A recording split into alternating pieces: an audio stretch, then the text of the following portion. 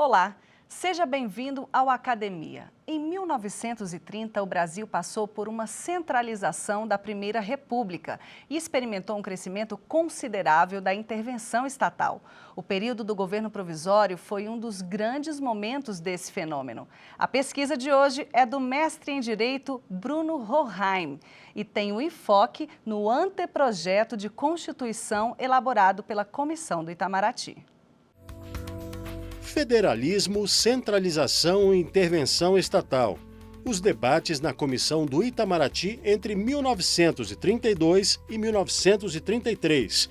A dissertação foi apresentada ao curso de pós-graduação em Direito da Universidade de Brasília, como requisito para a obtenção do grau de mestre em Direito. Orientador, professor doutor Ayrton Cerqueira Leite Cilander. E para debater o tema, estão aqui conosco Leandro Coelho Ferreira, mestre em Gestão Financeira e professor de Ciências Políticas, e Álvaro Castelo Branco, mestre em Direito Internacional. Obrigada pela presença de vocês, debatedores. Muito obrigada pela presença aqui na Academia. Bruno, e muito obrigada por você ter trazido a sua pesquisa aqui para a Academia. Muito obrigado pelo convite. É uma grande satisfação estar aqui no programa. Bruno, a gente está falando de um momento histórico muito específico. Então, a gente pode começar a nossa conversa com você explicando o porquê da escolha deste recorte e falando um pouquinho mais sobre esse momento histórico que você delimitou na sua pesquisa. Eu queria fazer uma dissertação, um mestrado na área de História do Direito e já trabalhava anteriormente com federalismo. Então, eu acabei escolhendo pegar um tema relacionado a federalismo e História do Direito. Escolhi esse período histórico especificamente porque é um grande ponto de virada no federalismo brasileiro. Você passa de uma Primeira República muito descentralizada, com grandes poderes estaduais, e começa a centralizar com muita energia. É uma tendência que, com suas marchas e contramarchas, desemboca no resultado de hoje, na situação política atual brasileira. Bruno, e por que o anteprojeto ele foi um importante espaço de consolidação do governo provisório? Primeiro, pela própria formação da Comissão Itamaraty. Quem elaborou o anteprojeto foi uma comissão de notáveis, escolhida a dedo pelo governo provisório. Ela se reunia frequentemente no Palácio de Itamaraty, por causa do seu presidente, e por isso foi chamada de Comissão Itamaraty. Podemos destacar alguns de seus membros. Tem o seu presidente, Afrânio de Melo Franco, Oliveira Viana, Oswaldo Aranha, João Mangabeira. E também, por exemplo, Carlos Maximiliano, Temístocles Cavalcante e Castro Nunes. Esses três que seriam futuramente ministros do Supremo Tribunal Federal e o então decano do Supremo Tribunal Federal, Arthur Ribeiro. Ela foi, no fundo, a consolidação do governo provisório do ponto de vista jurídico. Ela fez um anteprojeto que foi remetido à Constituinte, que elaborou a Constituição de 34. E, ao longo dos trabalhos, a gente vê claramente a preocupação dos diferentes membros da comissão em se guiar pelo governo provisório vinha fazendo através dos decretos, que ele editava constantemente. 5.000 decretos, mais ou menos, no período do governo provisório, aproximadamente. Bom, e para a gente situar ainda mais, o que estava em jogo ao longo desses debates ocorridos no Itamaraty? O que estava em jogo era o texto que seria remetido à Constituinte. A Constituinte seria a hora da verdade do governo provisório. A gente tem que considerar o que foi a Primeira República. A Primeira República foi um período da história brasileira extremamente descentralizado politicamente, mas isso não redundava numa democracia maior. Pelo contrário, não só quem dava as cartas do jogo, mas quem jogava o jogo político eram as oligarquias locais. Elas faziam os governos estaduais e faziam também as presidências da República, o que gerava também instabilidades políticas, como constantes intervenções federais e estados de sítio ao longo desses 40 anos de Primeira República. O governo provisório surge de uma aliança, numa coalizão de diferentes interesses, que explora o desgaste da Primeira República e tenta mudar o país com uma centralização maior. Então, ao longo do governo provisório, legisla-se via decreto com muita energia para centralizar o país na tentativa de tirar poder também das oligarquias locais.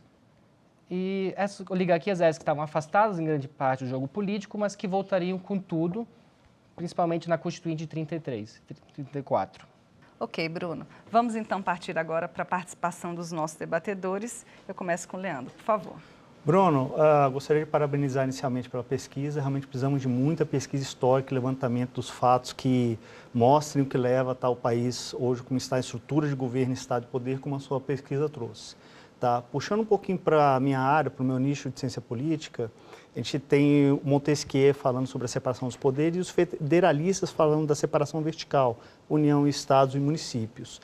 Nesse momento, você mostrou sim um alinhamento com o Estado, com as lideranças do poder à frente, deu uma continuidade, mas a minha pergunta, fugindo um pouco do escopo da sua pesquisa mais opinativo, é se você acredita que sim, isso, apesar de reduzir os conflitos, ajudou para a estrutura democrática, ou se não, concentrou demais e sufocou os indivíduos e grupos menores que poderiam ter mais representatividade na estrutura do Estado dali em diante. Obrigado pela pergunta e pela consideração sobre o trabalho. Tem que ver a dinâmica política complexa. Essas teorias, no sentido de descentralizar igual a mais democracia e centralizar o mesmo que menos democracia, tem que ser visto com reservas. Política é algo extremamente complexo. Por vezes, a gente precisa centralizar politicamente para gerar uma maior democracia. É o que parece ter acontecido com o governo provisório. Durante a Primeira República, as oligarquias locais faziam jogo político e não havia democracia na Primeira República. Quem fazia o jogo eram os partidos republicanos de diferentes estados. E muitas demandas, inclusive, para se combater a oligarquização do país e para aumentar a democracia, tinham a União como destinatária. Vamos aumentar os poderes da União para que ela possa controlar melhor indivíduos que massacram outros indivíduos. Isso se vê, inclusive, por vezes, no pensamento liberal mais clássico. Pega-se o John Stuart Mill, tem uma grande preocupação também com a tirania dos sentimentos e opiniões predominantes. Como elas podem massacrar o indivíduo e devem ter algum cuidado também. Ok. Professor Álvaro, por favor. Bom, também parabenizo pelo trabalho de pesquisa, faço as palavras do professor. Eu também tenho uma pergunta que tangencia um pouco o seu tema. Você fala lá da estrutura do judiciário na sua dissertação. Em um momento você inicia uma discussão dizendo que houve uma certa resistência ao controle de constitucionalidade sob o aspecto de uma suposta ofensa tanto à separação de poderes como também à própria questão federativa, não é?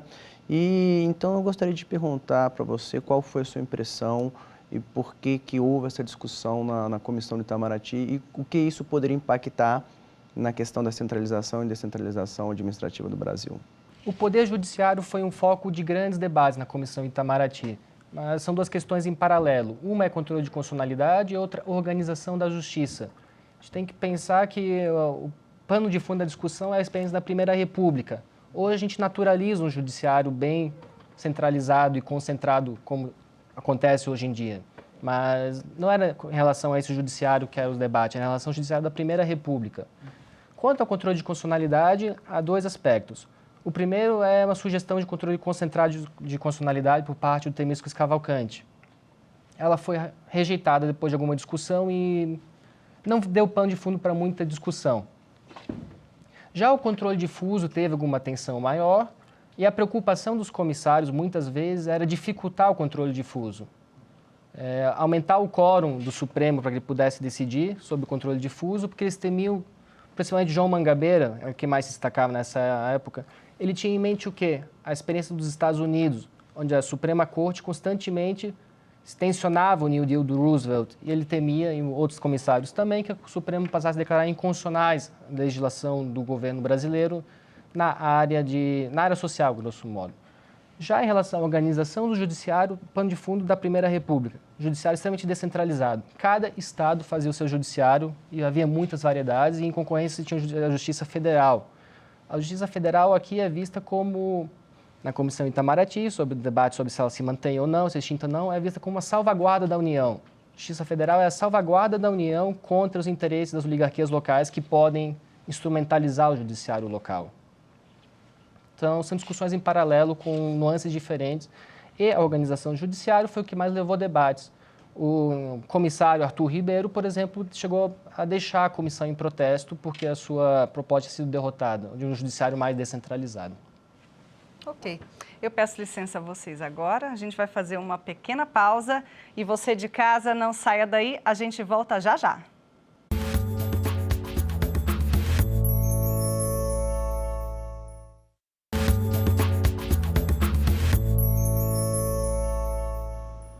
O O Academia está de volta hoje falando sobre federalismo, centralização e intervenção estatal no período do governo provisório. E a gente abre esse segundo bloco com a participação do professor Álvaro, por favor. Eu tenho duas perguntas para você. A primeira, você, de certa forma, fala no seu trabalho, você diz que a partir dessa Constituição houve uma discussão sobre as Constituições serem sintéticas ou analíticas, não é? E muito em razão até da incorporação de aspectos sociais, em razão até das discussões que se inauguravam naquela época, não é? E aí eu te pergunto hoje, depois do seu trabalho de pesquisa, você acha que uma Constituição extremamente analítica como a brasileira, ela é uma Constituição indicada para situações como a do Estado brasileiro ou ela acaba sendo complicador? O que você acha? Obrigado pela pergunta. Realmente, na Comissão Itamaraty, entre os diferentes comissários, havia debate sobre, quão grande deve ser a Constituição, quão longa, o que ela deve abarcar ou não e quão longo deve ser cada dispositivo. Do ponto de vista mais geral, os membros, de modo geral, iam pela visão tradicional de que Constituições não devem ser muito compridas, vamos com calma. Mas na prática eles não faziam isso. Por quê? Eles discutiam o texto ponto a ponto, discutiam o artigo ponto a ponto. E eles sentiam muitas vezes, por questões pragmáticas, a necessidade de alongar um pouco o dispositivo constitucional, por diferentes razões. Por exemplo, uma delas para lidar com discussões políticas ou jurídicas do passado. Tinha um texto lá, mais ou menos parecido com o da Primeira República, eles lembravam, no regime anterior deu esse problema aqui, surgiu esse problema político, ou tinha-se dúvidas sobre a interpretação que se fazer juridicamente disso. O que eles faziam? Vamos aumentar as minúcias do texto para tirar a dúvida. Uma outra razão para eles... Temos que lembrar que eles eram pessoas geralmente, a grande maioria, com experiência política, dava para dizer homem de Estado, por assim dizer. Eles tinham noção de como era o debate político brasileiro, o que era feito e o que não era feito. Uma outra razão pela qual se aumentava o texto constitucional muitas vezes é para evitar a sabotagem do texto constitucional. Se blindava o texto constitucional, deixando ele mais detalhado, para impedir, ou principalmente dificultar que o executor da Constituição depois, seja a Assembleia Nacional, seja uma Assembleia Local, seja um órgão executivo, qualquer órgão executivo, pudesse facilmente fraudar o texto constitucional e frustrar o propósito com o qual o texto tinha sido criado. E terceiro, é que João Mangabeira é muito direto ao ponto, do jeito dele, com algumas contradições, eu entro um pouco mais em detalhes no trabalho, mas ele escreveu artigos de jornal depois da Comissão Itamaraty, defendendo os trabalhos da Comissão Itamaraty. Em determinado ponto ele fala... E qual é o problema da Constituição ser maior? O Estado age cada vez mais em novas áreas. Por que isso não poderia se refletir na Constituição? Se o Estado age em mais áreas, então por que a Constituição também não deveria dispor sobre mais áreas do social e do econômico? Quanto à Constituição atual, não sei, aí é uma questão controversa, e há um juízo político sempre aí. A questão é, ou está na Constituição a solução para um problema, ou o intérprete vai e tira do texto constitucional a solução para um problema político ou jurídico que surge. Então, o texto constitucional é onde mais diretamente o povo pode, através do seu representante, ou plebiscito, ou referendo, se fazer sentir. O intérprete representa uma intermediação. Então, não necessariamente o texto constitucional é um problema na democracia. Às vezes é a solução mais democraticamente possível no Brasil, do que depender de interpretações, por vezes, muito amplas de um intérprete. Ok. Professor? Bruno, um aspecto que eu gostaria de te ouvir explicar sobre, por que esse foco, a importância, esse corte de escopo sobre a intervenção estatal do Estado na vida e na rotina. Você poderia explorar isso um pouco mais para a gente, por gentileza? A partir da metade do século XIX, surgem novas necessidades em diferentes partes do mundo. Em alguns, como a Europa Ocidental, principalmente a partir da metade, e no Brasil, mais a partir do final do século XIX. Novas necessidades por quê? Surgem novos fenômenos. Surge uma urbanização cada vez maior, a própria revolução industrial, tensões sociais por concentração de renda, corrida armamentista, principalmente na Europa.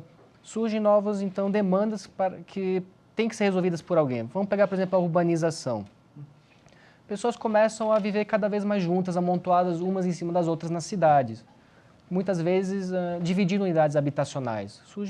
Elas não têm acesso nem mais à água por conta própria. Alguém tem que levar água a elas.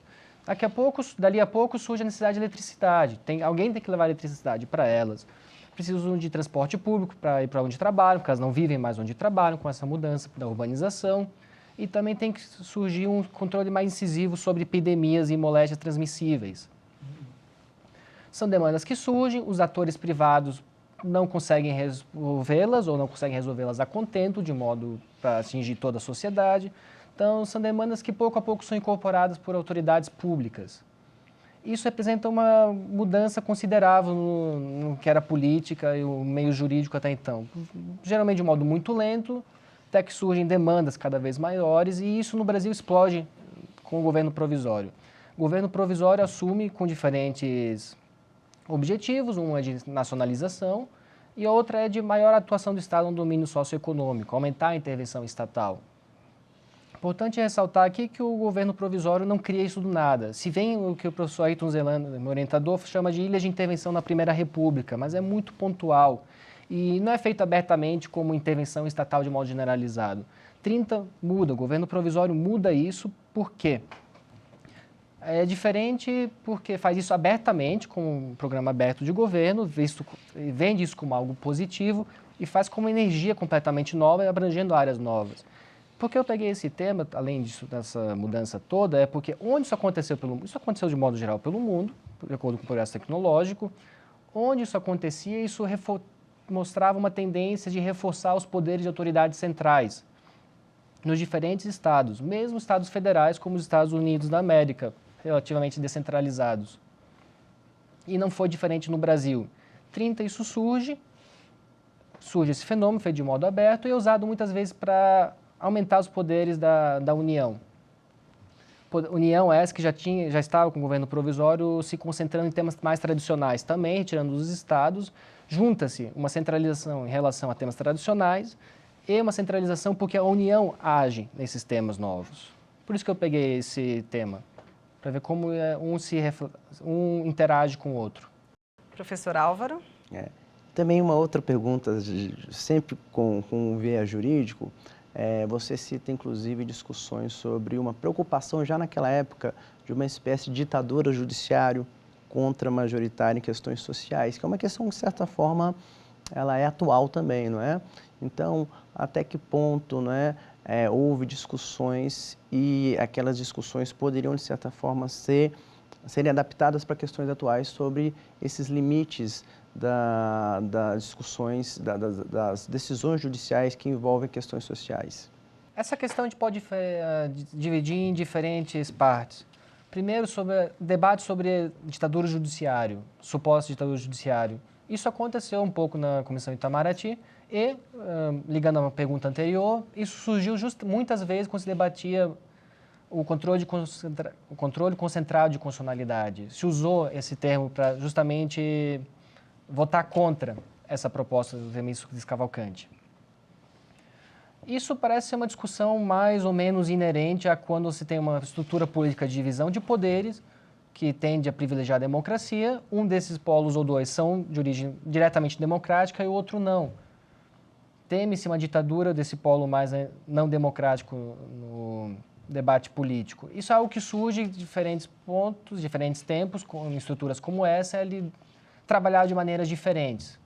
Quanto à questão social, tem que levar em consideração o debate hoje, naquela época, era completamente diferente. A Comissão Itamaraty trabalhava lembrando principalmente da experiência dos Estados Unidos que estava acontecendo naquele momento. Era o governo Roosevelt, se vê algo já do New Deal e também se vê como o judiciário resistia ao New Deal e mesmo a tentativas anteriores de atuação estatal na área econômica ou social, por vezes declarando inconstitucionais leis nesse sentido. Há um grande conflito político nos Estados Unidos que estava acontecendo naquele momento entre Congresso e principalmente o presidente Roosevelt e a Suprema Corte.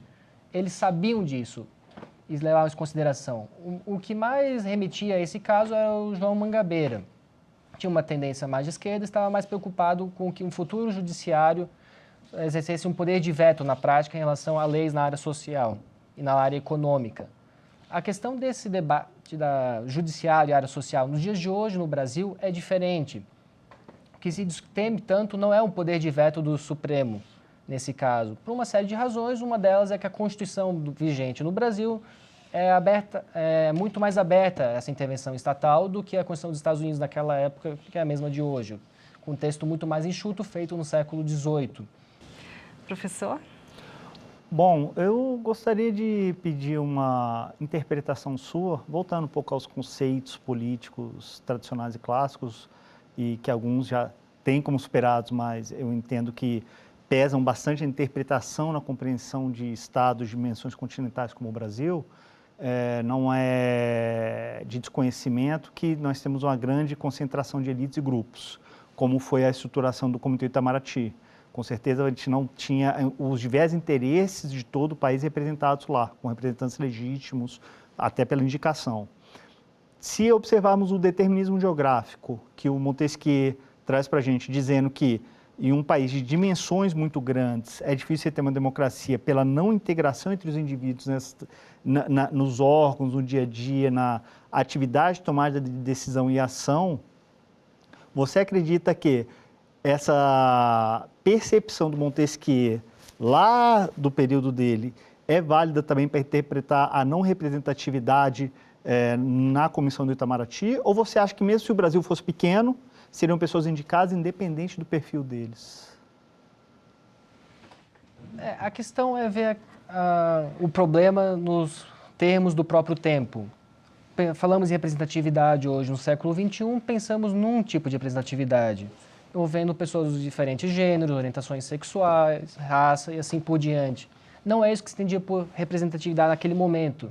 Havia na formação da Comissão de Itamaraty claramente uma preocupação com representatividade. Representatividade dos termos do Brasil da década de 1930, que é um representante de cada uma das oligarquias maiores do país, de cada um dos estados maiores do país. Nesse sentido é feita a questão da montagem em termos de representatividade da Comissão de Itamaraty. Já Montesquieu escrevia num século completamente diferente, numa outra cultura. Então, teria que se ver com algum cuidado esse tipo de afirmação. Assim, ver em cada contexto, em cada tempo, até que ponto isso faz sentido. Por exemplo, talvez às vezes é o contrário. Às vezes um país muito grande, com diversidade de formação continental, uma diversidade muito grande, por vezes pode até ser mais propício a uma centralização maior. Porque como os diferentes polos locais são muito diferentes, talvez você tenha que centralizar um pouco mais para que haja uma comunicação maior entre eles. Isso é algo que eu já me inquietava ao longo de pesquisas anteriores sobre federalismo e eu vi isso falado expressamente pelo Oliveira Viana durante a Comissão Itamaraty. Ele vai nesse sentido. O Brasil é muito dispar, temos que ter uma centralização maior para que haja uma unidade realmente. E também tem que pensar, os tempos de Montesquieu são outros tempos também, são diferentes em relação a hoje na política. Não havia naquela época, na França naquela época, a necessidade de intervenção estatal que há hoje. Hoje precisamos de intervenção para que o país possa ter energia, água, comunicação aérea e também manejo nas questões econômicas. O Estado lida com a economia. Essas novas necessidades que existem no século XX, final do XIX e, sobretudo, no século XXI, não existiam tanto no tempo de Montesquieu. Então, o surgimento dessas novas necessidades faz com que elas ajudam, na verdade, com que haja uma centralização maior. Sobretudo se pensarmos na concentração de renda que passa a ver com que o processo de revolução industrial passa a fomentar. Então, você, às vezes, tem que centralizar para distribuir melhor renda. Então, a coisa tem que ser vista nesses termos. Cuidado com o que cada período fazia, os debates de cada período, de cada situação política. Ok, Bruno, muito obrigada pela participação, parabéns pela pesquisa. Muito obrigado. Foi uma grande alegria participar desse programa e ajudar a explicar um pouco melhor o meu trabalho, deixar ele mais acessível à comunidade e, sobretudo, à população desse país. E agradeço também aos debatedores. Muito obrigada pela presença. E agradeço também a você que acompanhou o Academia de hoje. Lembre que a íntegra do programa está disponível na internet. Acesse tvjustiça.jus.br e você também pode fazer uma sugestão de tema. É só mandar um e-mail para academia@stf.jus.br. Você segue agora com a nossa programação. Tchau!